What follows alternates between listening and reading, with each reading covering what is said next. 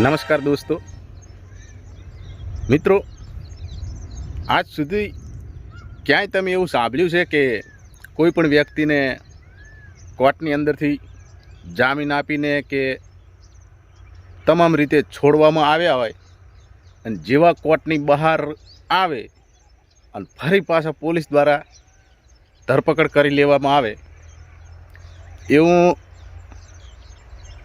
આજ સુધી મેં નહોતું સાંભળ્યું કે ક્યાંય જોવા મને નહોતું મળ્યું મારી આટલી ઉંમરની અંદર.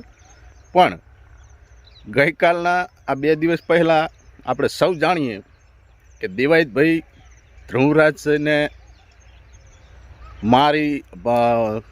મારી ફ્રેક્ચર કરીને જ્યારે 5 દિવસ ફરાર થઈ ગયા હતા અને એના પછી પાછા પોલીસે એમની ધરપકડ કરીને પાછા તલાલા પોલીસ સ્ટેશનમાં લાવવામાં આવ્યા અને એના બાદ તલાલા જે શહેરની અંદર જે સેશન કોર્ટની અંદર જ્યુડિશિયલ કોર્ટની અંદર જે અમુક અધિકારીઓ રજાઓ ઉપર હતા અને એના કારણે એમને વેરાવળની કોર્ટમાં લઈ જવામાં આવ્યા અને પોલીસ એવા મનસૂબા સાથે દેવાયતભાઈને લઈ જઈ કોર્ટની અંદર કે આજે અમને 7 દિવસના દેવાયતભાઈને રિમાન્ડ આપવામાં આવે કોર્ટ દ્વારા.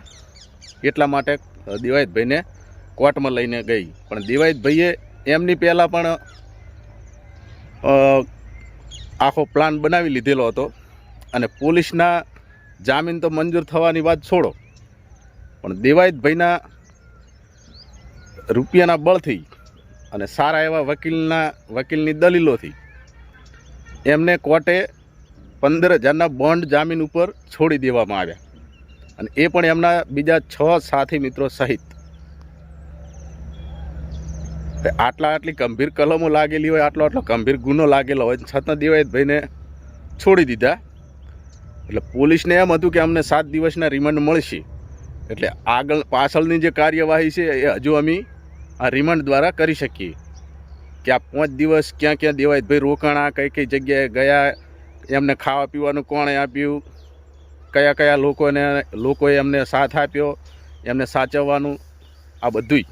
એટલે એ બધી અને જે આ 6-7 એમની સાથે જે હતા એ પકડાણા અને એના સિવાયના જે બીજા 7 થી 8 લોકો, કારણ કે પહેલાં કહેવામાં આવી રહ્યું હતું કે 15 લોકો દ્વારા હુમલો કરવામાં આવ્યો હતો.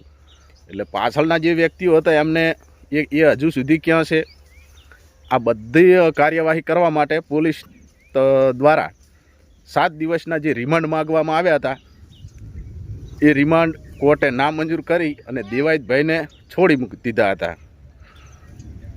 બરાબર.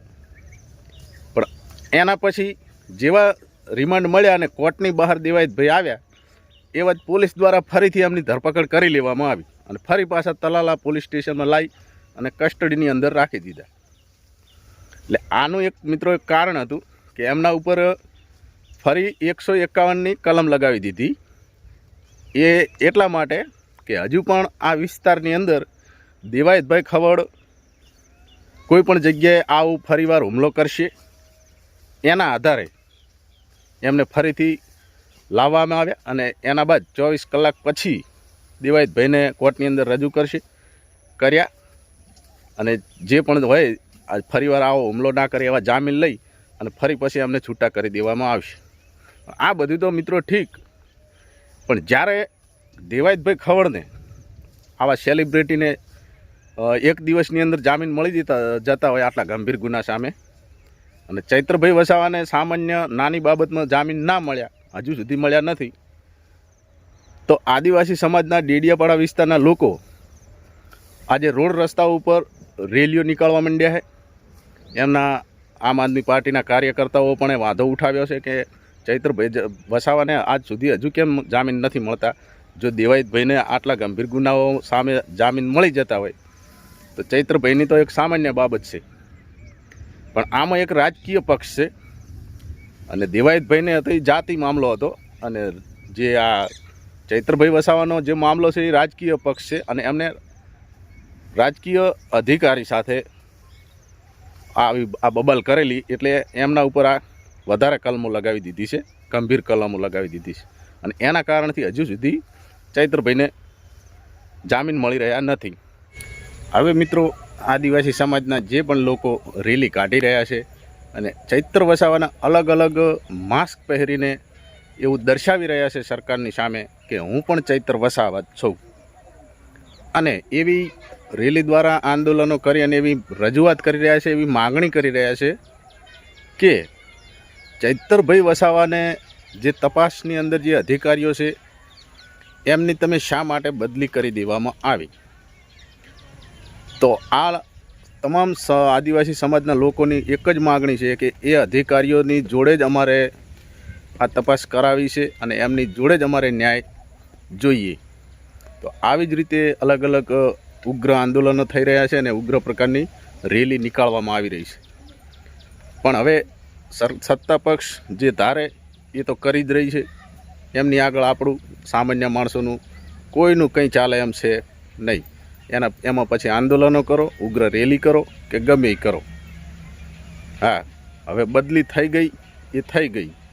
હવે એમને કંઈ પાછા તો બોલાવવામાં આવશે નહીં. તો ખાસ કહેવા માગું કે શાંતિ રાખો આવનારી 28 ઓગસ્ટ. મને તો ખબર જ છે કે જો કે 28 ઓગસ્ટના પણ જામીન મળવાના નથી. કોઈને કોઈ બહાનું તો તૈયાર ઘડેલું જ હશે એમની જોડે. એટલે જોઈએ, બરાબર. અને પોલીસ દ્વારા અટકાયત પણ કરવામાં આવી રહી છે લોકો સાથે. અને જ્યારે આદિવાસી ભાઈઓ વધારે રોષ કરીને વધારે બળાપો કરી રહ્યા છે એના ઉપર પોલીસવાળા લોકો દ્વારા ટીયર ગેસ છોડવામાં આવી રહ્યો છે કે જેથી કરીને આ રેલીને કાબૂ કરી શકે, લોકોના રોષને કાબૂ કરી શકે. પણ મને તો એવું હજુ મિત્રો લાગી રહ્યું છે કે હજુ પણ આવનારી 28 ઓગસ્ટના દિવસે પણ ચૈતરભાઈ વસાવાને જામીન લગભગ તો નહીં જ મળે. કારણ કે જે પ્લાન સાથે એમને જેલમાં રાખવામાં આવ્યા છે, જે ષડયંત્રના ભાગરૂપી, તો મને તો એવું નથી લાગી રહ્યું કે 28 તારીખના પણ જામીન મળે. 28 તારીખના પણ આ લોકો સત્તા પક્ષ, ન્યાયતંત્ર જે ભાજપના ખોળામાં બેસેલું છે, સંવિધાનના ટુકડા કરી રહ્યું છે, એ ચૈતરભાઈ વસાવાને ન્યાય આપે. હજુ તો લગભગ મને એવું લાગી રહ્યું છે કે હજુ 1 મહિનો કઢાવી નાખશે. તો જોઈએ 28 તારીખના રોજ ચૈતરભાઈને જામીન મળે છે કે નથી મળતા. તો મળીએ મિત્રો આવા બીજા કોઈ વિડીયોની અંદર.